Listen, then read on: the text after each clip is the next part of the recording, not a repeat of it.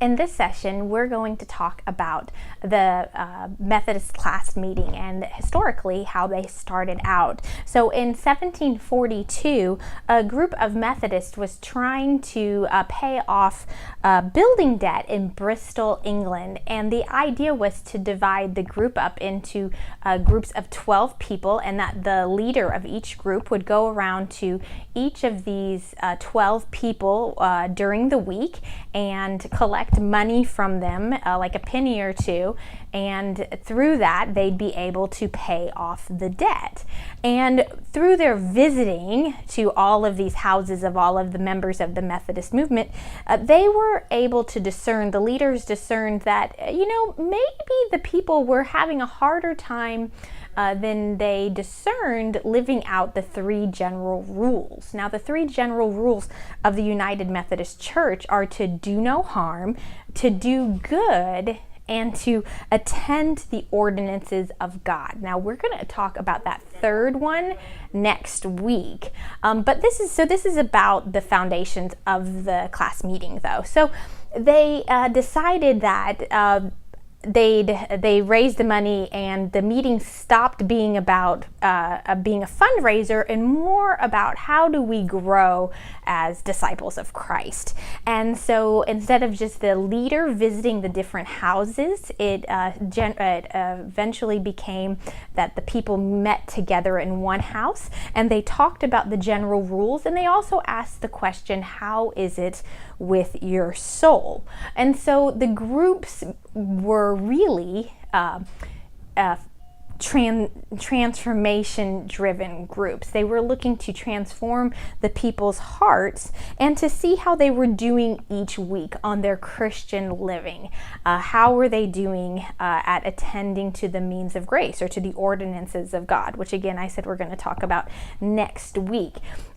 So this week you're going to talk about things like how is your spiritual life going? So did you do things during the week to nurture your spiritual life or your study life? Because growing up here in your mind is still important. And so did you do something during the week to nurture your study life?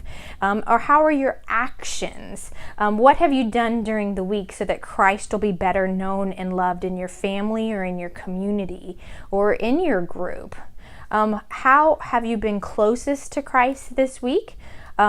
Is there been a call to discipleship during the week where you have been called to respond to God's call to be a disciple into the world? Have you been challenged sometime during the week by God? And then what also is your plan for the next week to grow? And so really the purpose of the small group, the class meeting, and transforming here is not so much about what you study in the group. It's about what you're doing the rest of the week while you're not in the group. Because so often when we do a book study in a group, we only focus on that study for that hour that we're right there in the group meeting. We might do homework for an hour sometime during the week, and then we come and we talk about it for an hour, and then that's it. There's no so what that happens.